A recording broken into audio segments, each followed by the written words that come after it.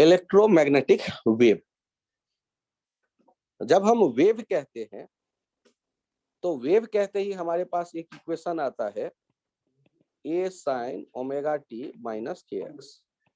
मतलब एक धागा देखते हैं जिसको इनफाइनाइट पे गया हुआ देख रहे हैं, उसके एक सिरे को ये इंसान होल्ड करके इसे ऑसिलेट कर रहा है वाई के डायरेक्शन में, ये प्लस एक्स एक्सिस मान रहे हैं, और ये एसएचएम कर रहा है इंसान एक धागे के एक सिरे को, और धागे पर मुझे वेव जाते दिख रहा है। जिधर वेव जा रहा है वो अलग अलग पॉइंट एक्स हम चुन रहे हैं उस धागे पर, और टी टाइम पे एक्स पोजीशन का डिस्प्लेसमेंट बता रहा है ये वाई। ये था वेव। लेकिन जब हम ईएम वेव की बात करते हैं तो आप ध्यान रखिएगा कि accelerating charge particle generates EM wave. अब एक्सेलरेटिंग के बदले कभी कभी वर्ड यूज कर देते हैं ऑसिलेटिंग, और accelerating charge particle generates EM wave. Charge particle यदि रेस्ट पे है तो इलेक्ट्रिक फील्ड जनरेट करेगा, चार्ज पार्टिकल यदि मूव कर रहा है तो इलेक्ट्रिक फील्ड मैग्नेटिक फील्ड दोनों जनरेट करेगा, और चार्ज पार्टिकल यदि ऑसिलेट कर रहा है ईएम वेव जनरेट करेगा। जो भी एंटीना होता है तो एंटीना जो है कोई वेव किसी खास फ्रीक्वेंसी वाला बाहर भेजेगा ना, इलेक्ट्रोमैग्नेटिक वेव भेजेगा ना। इलेक्ट्रोमैग्नेटिक वेव जो होगा वो चार्ज के ऑसिलेशन से वो जनरेट करता है। धागे पर जिस फ्रीक्वेंसी से इंसान उस किनारे को ऑसिलेट कर रहा होगा वही फ्रीक्वेंसी तो होगा धागे पे जाने वाले वेव का। उसी तरह जिस फ्रीक्वेंसी से चार्ज ऑसिलेट कर रहा होगा ईएम वेव का वही फ्रीक्वेंसी हो जाएगा मे बी। अब देखते हैं इसके बारे में और सोच। फिलहाल आप जब कहते हो वेव तो वेव का डायग्राम आपको ऑलरेडी याद आ रहा है, और मैं उस डायग्राम को थोड़ा सा और इम्प्रोवाइज कर देता हूँ। यहाँ देखना, ये 3 डायमेंशन में जाओ, एक्स वाई एंड जेड। तो यहाँ एक्स वाई में आपने ऐसे देखा, और इसके लिए मैं लिख रहा हूं ये इस एक्सिस पे देखता हूं इलेक्ट्रिक फील्ड, वाई के पैरेलल ऑसिलेट करता देख रहा हूं इलेक्ट्रिक फील्ड, और मैं इलेक्ट्रिक फील्ड वाला वेव का इक्वेशन लिख रहा हूं, पसंद आ जाए तो अच्छी बात। Equals to E not sine omega T minus K X, और साथ में मैंने लिखा J cap. Sir J cap क्यों लिखा? क्योंकि वाई के पैरेलल ये ऑसिलेशन है, प्लस जे या माइनस जे। और देखा गया कि ये जो है उसी फेज में एक साथ मैक्सिमम मिनिमम होता, तो ये मैग्नेटिक फील्ड यहाँ पर है, और ये जब आप देख रहे हैं मैग्नेटिक फील्ड, तो यहाँ हम मैग्नेटिक फील्ड के लिए बी का फॉर्मूला लिख रहे हैं, B equals to B not sine omega T minus K X K cap.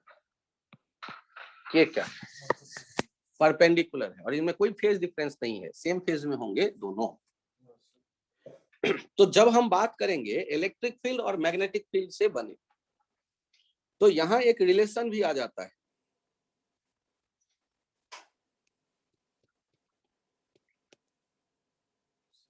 E not by B not equals to सी।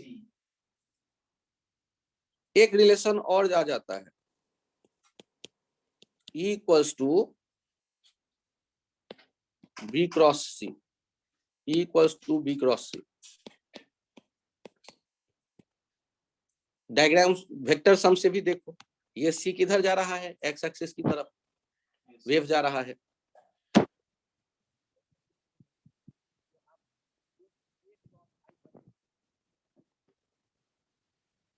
हिसाब से भी वो चेक करके देखो, तो ये बी क्रॉस सी जो होगा वो किसके बराबर होगा? ई के बराबर। एक relation.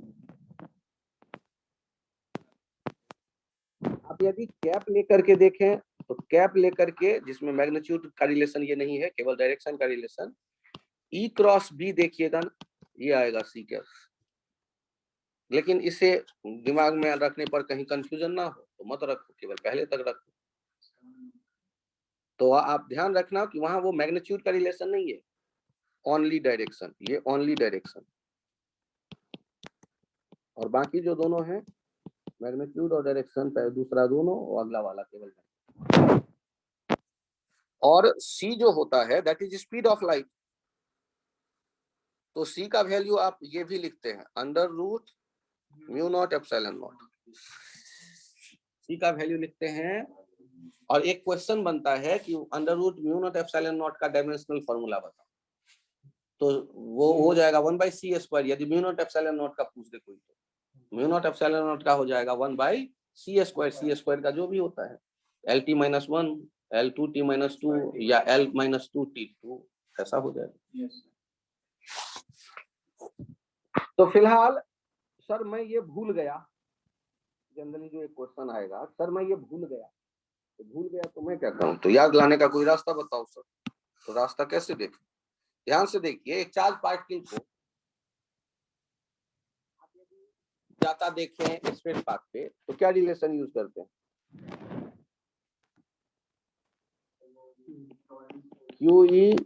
QV cross B equals to 0। तो E किसके बराबर हो जाएगा? -V क्रॉस B या B क्रॉस V के। यही तो रिलेशन नीचे दिख रहा है, ये वाला रिलेशन देखो तो यही है, V क्रॉस C। तो भूल गए तो लॉरेंस तो नहीं भूलोगे ना, तो वहां से E निकाल लो, किसके बराबर होगा? V क्रॉस C, V के बदले C। यदि भूल गए तो मैं तो भूलता ही हूँ, मेरा तो पक्का है, तो भूलता हूँ तो फिर ऐसे याद करो, क्योंकि लॉरेंस नहीं भूलता यार, उस पर बड़ी मेहनत की है, उसको 200 बार लिखा है, इसको 2 बार लिखा है, तो 200 बार वाला नहीं भूलता, 2 बार वाला भूल जाता हूँ, तो याद कर लो उसे। वहां से मैं, ये मुझे एक स्टूडेंट ने कहा सर आप भूलते हो तो ऐसे याद रखो, मैंने कहा हाँ यार तुमने नेक काम किया, आगे मुझे लॉरेंस याद आ जाएगा। तो तुम लोग भी देख लो यार, लॉरेंस याद रहेगा तो ये आ जाएगा तेरे से। अब ये बताओ, जब हम बात कर रहे हैं वेव की, तो वेव में बिना एनर्जी के बात की तो मजा आएगा नहीं। तो ईएम वेव है, तो ईएम वेव में अब एनर्जी की बात कैसे करें? तो एनर्जी यहाँ किस फॉर्म में होगा? अच्छा कैपेसिटर देखा होगा, कैपेसिटर के बीच में कौन सा फील्ड होता है, और वहां एनर्जी होती है। और एनर्जी डेंसिटी को लिखने का तरीका शायद याद हो आपको, 1/2 epsilon not E not square, half epsilon not E not square, wait कर लो। और यदि तुम बी के बारे में सोचते हो तो इंडक्टर याद करो, कॉइल, तो हाफ LI² वहां एनर्जी था ना, उस एनर्जी को इंडक्टर के वॉल्यूम से डिवाइड करो, तो एनर्जी डेंसिटी आएगा, वो आ जाता है हाफ B²/μ0, हाफ B²/μ0। लेकिन ध्यान देना, ये केवल कैपेसिटर था और केवल इंडक्टर था जहां केवल एक तरह की एनर्जी होती थी। तो अगला पॉइंट थोड़ा ट्रिकी है, ध्यान देना, अगला पॉइंट है energy density of EM wave associated with its electric field, ध्यान देना, 1/4 epsilon not E not square associated with its magnetic field, 1/4 epsilon B not square by mu not, B not square by mu not,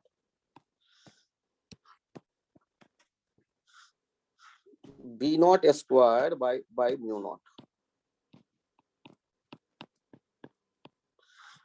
यहाँ 1/4 ध्यान देना, और total ये small u e, ये इसको u e कहते हैं, u b कहते हैं, और u कहते हैं, total u e plus u b। देखा ये गया, ये ट्वाइस u e कह सकते हो, स्मॉल u e सेम होने के कारण, या ट्वाइस u b कहते हो, since u e equals to half epsilon not E not square equals to half epsilon not B not into C square, हाँ 1/4 सॉरी 1/4 बी नॉट सी का whole square, ये हो गया 1/4 epsilon not B not square, C square हो गया mu not epsilon not 1/4 B not square by mu not, और ये you B के बराबर हो गया। तो यू ई किसके बराबर दिख रहा है? यू बी के बराबर दिख रहा है। तो यहां से हमने क्या देखा? यू जो देखा ये हो गया U E plus U B, U E plus U B, और ये हो गया half epsilon not B not square या half B not square by mu not. Thank you. E not square by mu not, half epsilon not E not square या half B not square by mu not. तो ये हमारे पास करने का मौका मिले तो एक रिलेशन आ गया। थक गया बेचारा पढ़ते पढ़ते। अरे सो जाओ यार, अब इतना भी मत आप उसे आश्वासन दे दो। चलो आगे बढ़ते हैं। U इक्वल टू, तो हमारे पास दो एनर्जी दिखने लगा, एनर्जी इलेक्ट्रिक और मैग्नेटिक, और फिर उसका टोटल। टोटल मतलब आप सम कर दो इलेक्ट्रिक और मैग्नेटिक वाला।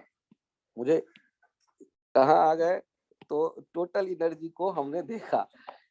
मैग्नेटिक फील्ड इलेक्ट्रिक फील्ड से एसोसिएटेड क्या क्या पूछ सकता है, एम वेव में हमें क्या पूछ सकता है? तो उसमें तो एक तो यही, तो ये एनर्जी एक इक्वेशन, और इक्वेशन में खास बात है, ध्यान से देखो, यदि तुमसे कोई ये कह देता है ना कि एक मुझसे ज्यादा एक्सपेक्ट मत करना, तुम वेक्टर से अपना अरेंज कर लेना। जैसे कोई लिख दे equals to E not sine omega T minus K Y J cap, अब sorry K cap.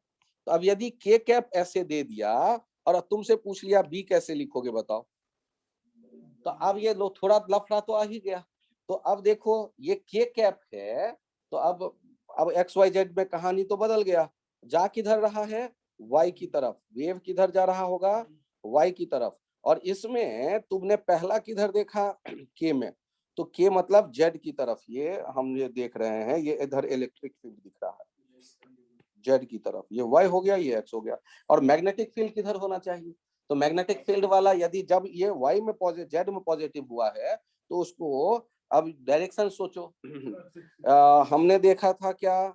E equals to B cross C, याद करो।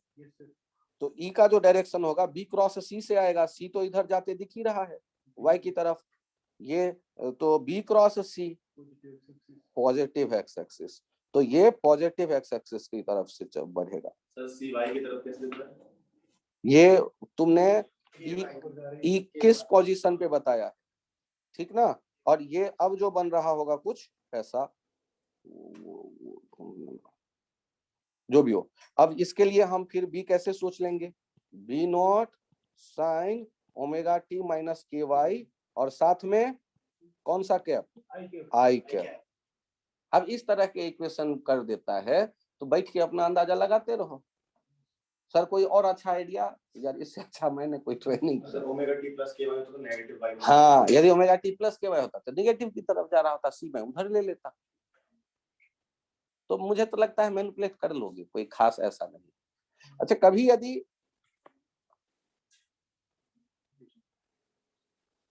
चित्र बना लो, ये क्वेश्चन चाहो तो लिख लो, और एक कहानी फिर और आगे यहाँ इंट्रोड्यूस कर देता हूँ।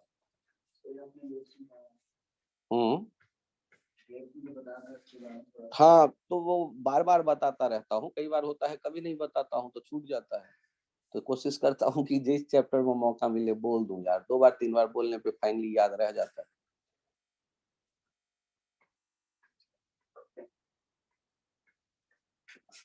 सर इसमें बी नोट तो निकालना रहता तो इससे निकालेंगे। हाँ ई नॉट बी नॉट आपस में भाई भतीजे वाले रिलेशन में है। E not by B not equals to C. Omega same होगा, फेज में कोई डिफरेंस नहीं होगा। यदि ई वाला कॉस का फंक्शन होता तो ये वाला भी कॉस का बना देते, दोनों एक ही जैसा फंक्शन रहेगा, कोई फेज का डिफरेंस नहीं। अब यहाँ एक टर्म आता है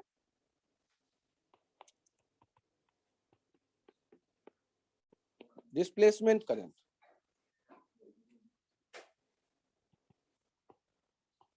डिस्प्लेसमेंट करंट ये आई डी कह दे रहा हूं मैं इसे, कैसे समझाऊं? स्पेस में जहां भी कहीं इलेक्ट्रिक फील्ड वेरी करता है, स्पेस जहां कोई फ्री इलेक्ट्रॉन नहीं है, फिर से मैं बोल रहा हूं कृष्णा, जहां कोई फ्री इलेक्ट्रॉन नहीं है, स्पेस, वहां यदि इलेक्ट्रिक फील्ड वेरी करेगा तो वहां एक करंट प्रेजेंस आप फील कर सकते हो, और करंट का यदि प्रेजेंस फील कर सकते हो तो उस करंट को कंडक्शन करंट तो कहोगे नहीं, इलेक्ट्रॉन तो है ही नहीं, तो उसके लिए नाम दिया जाता है डिस्प्लेसमेंट करंट। सर तो ये करंट क्या वो करंट जो था, दोनों करंट क्या एक जैसा? दोनों करंट जनरेट करेगा मैग्नेटिक फील्ड। अच्छा, तो डिस्प्लेसमेंट करंट से भी मैग्नेटिक फील्ड है, कितना इंटरेस्टिंग, सोच के देखो। इलेक्ट्रिक फील्ड वेरी करेगा तो एक करंट बना, और करंट ने मैग्नेटिक फील्ड को जनरेट किया, तो इलेक्ट्रिक फील्ड का वेरिएशन मैग्नेटिक फील्ड का जनरेट कर रहा है, और मैग्नेटिक फील्ड का वेरिएशन, याद करो, non conservative electric field, magnetic field का स्पेस में वेरिएशन होता था तो इलेक्ट्रिक फील्ड जनरेट होता था। तो आप कैसे देखते हो ईएम वेव को चलते, वैसे ही इलेक्ट्रिक फील्ड मैग्नेटिक फील्ड को जनरेट कर रहा है, मैग्नेटिक फील्ड इलेक्ट्रिक फील्ड को जनरेट कर रहा है, दोनों बढ़ते जा रहे हैं स्पेस में, एक दूसरे को कंप्लीमेंट करता रहता है। अब यहाँ पर यदि हम डिस्प्लेसमेंट करंट को देखना चाहें तो इसका फॉर्मूला क्या होगा? तो याद करो, मैं ज्यादा तो जानता नहीं, मुझे इतना जरूर पता है कि यदि किसी बैटरी से हम जोड़ते हैं किसी कैपेसिटर को, तो कैपेसिटर को जोड़ते हैं तो यहाँ यदि प्लस क्यू है, यहाँ माइनस क्यू है, इसके बीच में जो इलेक्ट्रिक फील्ड होगा, इस इलेक्ट्रिक फील्ड का वैल्यू जो है वो बदल रहा होता है टाइम के साथ, शुरुआत में जब स्विच बंद कर रहे होते हैं। और अब इस जगह जब इलेक्ट्रिक फील्ड का वैल्यू मैं लिखता था तो क्या लिखता था, Q by A epsilon not. और यदि मैं यहाँ करंट को ढूंढ रहा हूँ तो डी बाई डी टी हो जाएगा 1 by A epsilon not D Q by D T. अब यहाँ से D E A by D T की मैं बात कर रहा हूँ, एप्सिलॉन नॉट ये हो जाएगा D T by D T, D T by D T तो करंट है। तो यहाँ पर जो ये करंट दिख रहा है राइट साइड में, मतलब ये इसे हमने जो करंट कहा, और यहाँ पर जो दिख रहा है लेफ्ट साइड में ये आई हो जाएगा epsilon not D phi by D T, D phi E electric flux by D T, और ये जो करंट है that is called displacement current. Sir आपने लेफ्ट साइड वाले करंट और राइट साइड वाले करंट में, ये राइट साइड तो कंडक्शन करंट मुझे दिख रहा है, चार्ज के आने के रेट में चेंज, ये तो आपने फिर उसे डिस्प्लेसमेंट करंट, इसको डिस्प्लेसमेंट करंट क्यों कह दिया? तो D Q by D T conduction current है, ये तो पता है ना। तो राइट साइड वाला जो क्वांटिटी है वो भी एक करंट का ही डायमेंशन वाला है। अब उसको मैंने कंडक्शन करंट कहा, और उसको एक्सप्लेन ऐसे करते हैं कि यदि आपने यहाँ पर लूप रूल अप्लाई किया, तो लूप रूल अप्लाई किया तो लूप में कंप्लीट लूप में करंट होना चाहिए ना, बीच में तो खाली जगह है। तो आप कहते हो ना वहां भी करंट है, वहां कौन सा करंट है? डिस्प्लेसमेंट। फिर आप मैं कहूंगा ये एक ही करंट हो तब तो जाकर आप लूप रूल अप्लाई करेंगे ना, सीरीज में कहेंगे ना, तो आप कहेंगे ये डिस्प्लेसमेंट करंट और इलेक्ट्रिक करंट वो जो कंडक्शन वाला है एक जैसा होता है। अब यहाँ पर बारी आता है कि यदि कभी आपने अप्लाई करना शुरू किया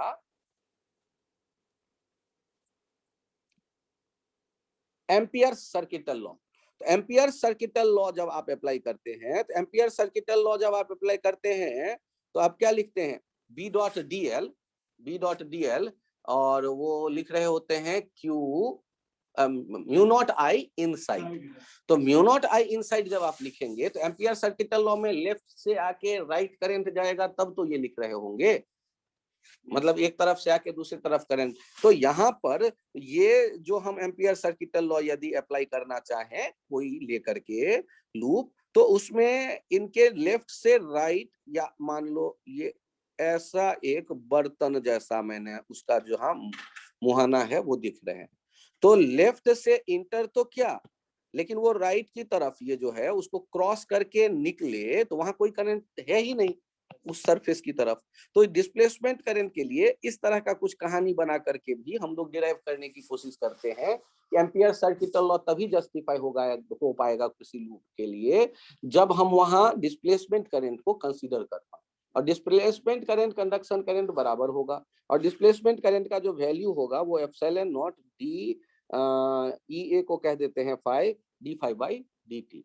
यहाँ ये ध्यान रखिएगा कि डिस्प्लेसमेंट करंट की जब हम बात कर रहे हैं तो वो वहां स्पेस में एग्जिस्ट करेगा जहां इलेक्ट्रिक फील्ड बदल रहा हो।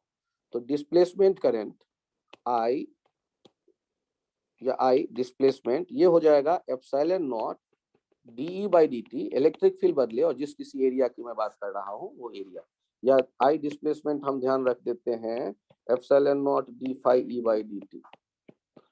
एम्पियर सर्किटल लॉ में हमारे पास एक फॉर्मूला आया था, एम्पियर सर्किटल लॉ में B dot D L mu not I inside. तो म्यू नॉट आई इनसाइड को लिखते हैं I conduction current plus I displacement current.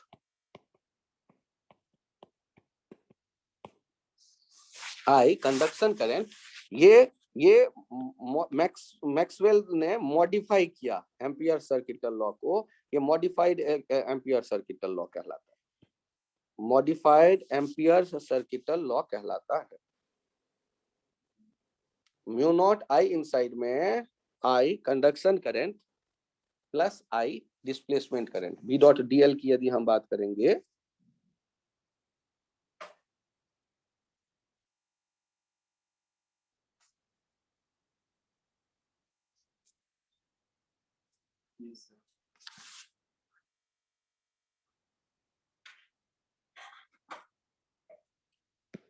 तो ईएम वेव से रिलेटेड मैक्सवेल्स के कुछ इक्वेशन आ जाते हैं। उनमें एक आता है गॉस लॉ, क्या था, E dot D A equals to Q inside by epsilon not.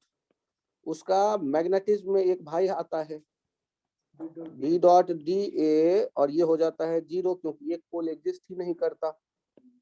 तीसरा आ जाता है ये modified Ampere circuital law B dot D L equals to mu not I conduction plus I displacement. और कोई है क्या, गॉस हो गया, गॉस हो गया, एम्पियर सर्किटल हो गया, चौथा और कुछ था, एम्पियर सर्किटल लॉ हो गया, modified Ampere circuital law, Gauss law हो गया, और वो वाला नहीं तो ये मॉडिफाइड वाला ही तो चलता है। इलेक्ट्रिक फील्ड में ई डॉट डी एल वाला लिखते हैं क्या, ई dot D L non conservative field वाला एक था, लिख दो यार, उससे भी काम चल जाएगा लगता है, D phi E by D T. एक शायद ये होता होगा, देख लेना किताब, मुझे जहां तक याद, बालक बैठे बैठे गूगल सर्च मार दो दिख जाएगा यार, मैक्सवेल इक्वेशन, कुछ कर लो मुझे भी बता। ये ई डॉट ये मैक्सवेल्स इक्वेशन देख लो, मैक्सवेल इक्वेशन। तो ये चार इक्वेशन हैं, उनको लेकर के ये आप देख रहे हो मैक्सवेल ने एक्सप्लेन किया इलेक्ट्रोमैग्नेटिज्म की थ्योरी। हाँ फैराडे लॉ ही आ जाएगा, चौथा फैराडे लॉ ही आएगा, सही कह रहा है।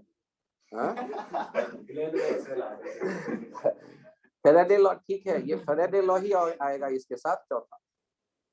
अरे ठीक है यार, सही याद आया है, टेंशन ना लो।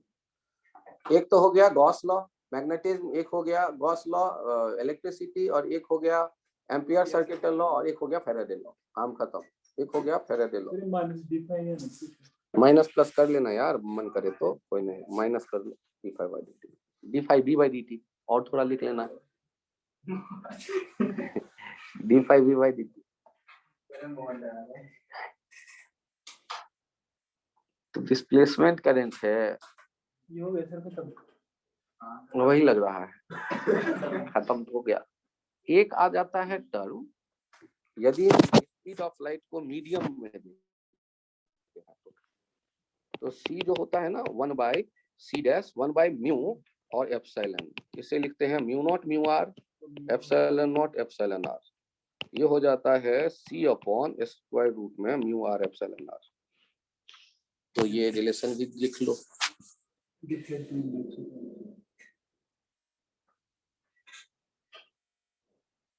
और किसी, हाँ एक और टर्म याद आ रहा है,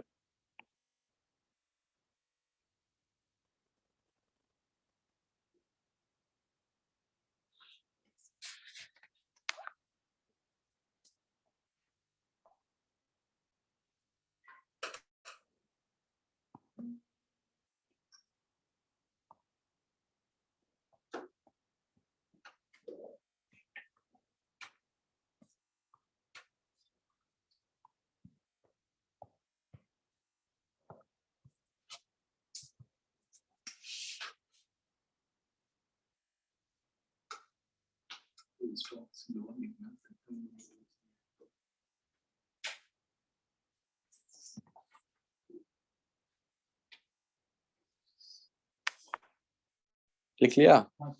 एक टर्म आ रहा है जिसमें हम लोग देख रहे हैं पॉइंटिंग वेक्टर, स्पेलिंग इसका यार ट्रिकी है, POYNTING, ये मैं मिस करता था,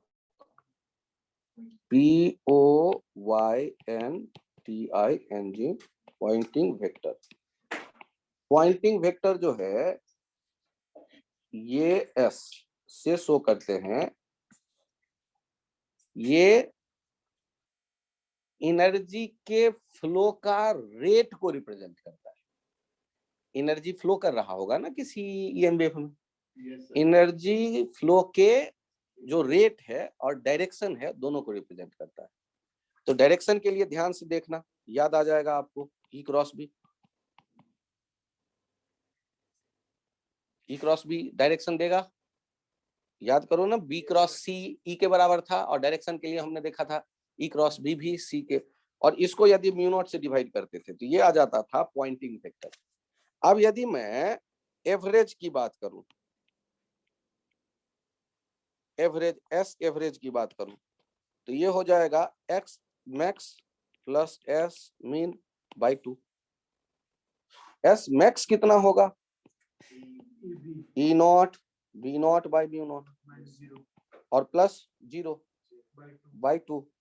तो यहाँ पर ये एवरेज जो आ जाता है S एवरेज, ये कितना आ जाता है E not B not by 2 mu not. ऐसे ध्यान रख लो इसका वैल्यू, E cross B by mu not, ये तो हो गया इसका वैल्यू S का, और E not B not bye mu not. और याद करो B not bye mu not को कभी कभी H लिखते थे, B not bye mu not magnetic properties of material में इंटेंसिटी ऑफ मैग्नेटाइजेशन था और मैग्नेटिक फील्ड इंटेंसिटी, ऐसा कुछ दो जो टर्म वहां आते थे, तो वो आप उस फॉर्मेट में भी कुछ किताबों में लिखा देखोगे। S एवरेज हो गया E not B not by 2 mu not, और डायरेक्शन के साथ यदि आप देखते हैं E cross B by mu not, और यदि मैक्सिमम देखते हैं तो E not B not by mu not, और मिनिमम देखते हैं तो 0, एवरेज करते हैं बाई 2, तो E not B not by 2 mu not. और ये क्या है, एनर्जी डेंसिटी, किसी भी एरिया से जो per unit time per unit area energy flow कर रहा होगा ईएम वेव का, उनको रिप्रेजेंट करता है डायरेक्शन के साथ। E cross B by mu not, तो S एवरेज हो जाएगा E not B not by 2 mu not. और एक फॉर्मूला और आता है था इम्पीडेंस का, कि जब भी हम इलेक्ट्रिक करंट, जब भी हम ईएम वेव को फ्लो करता देखेंगे मीडियम में, तो मीडियम उनको रेसिस्ट करेगा, रेजिस्टेंस आएगा मीडियम का, वो 300 ओम के आसपास कुछ आ जाता था कैलकुलेट होकर के, लेकिन उसमें कोई न्यूमेरिकल में पूछा गया नहीं देख रहा हूँ कॉम्पिटिटिव एग्जाम में। अब यहाँ तक इसे देख लीजिए, ये पॉइंटिंग वेक्टर आ गया एक सामने आपके, कोई कंफ्यूजन हो तो बताइए। सर हाँ बताएं वृंदा। क्वेश्चन में पूछा गया था कि यहाँ एक कैपेसिटर है जिसका कैपेसिटेंस C है, सर्कुलर प्लेट है, और आपको ये बताना था कि यदि ये सर्कुलर प्लेट दिख रहे हैं, तो सर्कुलर प्लेट दिख रहे हैं तो इसका मतलब है कि उनके बीच में किसी r डिस्टेंस पर, सेंट्रल एक्सिस के r डिस्टेंस पर, सेंट्रल एक्सिस के r डिस्टेंस पर कितना होगा मैग्नेटिक फील्ड, सेंट्रल एक्सिस से r डिस्टेंस पर कितना होगा मैग्नेटिक फील्ड। तो उसके लिए हम लोग B.PL देख सकते हैं, म्यू नॉट I इनसाइड, और I डिस्प्लेसमेंट हो जाएगा, भीतर से जाने वाले फ्लक्स को T से डिफरेंशिएट करिए, एप्सिलॉन नॉट से मल्टीप्लाई करिए, और E का वैल्यू कहाँ से आएगा, Q एप्सिलॉन नॉट, Q का वैल्यू कहाँ से आएगा, E ब्रैकेट में 1 minus E to the minus T। तो डिपेंड कर रहा है, क्या दिक्कत है? तो मैग्नेटिक फील्ड के टाइम से नहीं डिपेंड करेगा, टाइम डिपेंडेंट पूछ देगा यार, 4 ऑप्शन क्या टी वाला नहीं दे सकता? जो इलेक्ट्रिक फील्ड होगा बीच में, क्या वो कांस्टेंट होगा? यदि कांस्टेंट होता तो मैग्नेटिक डिस्प्लेसमेंट करंट नहीं आता, डिस्प्लेसमेंट करंट नहीं आता तो फिर मैग्नेटिक फील्ड काहे का आता? तो टाइम डिपेंडेंट तो होना ही पड़ेगा ना, जरूरी थोड़ी ना है कि कांस्टेंट ही आए।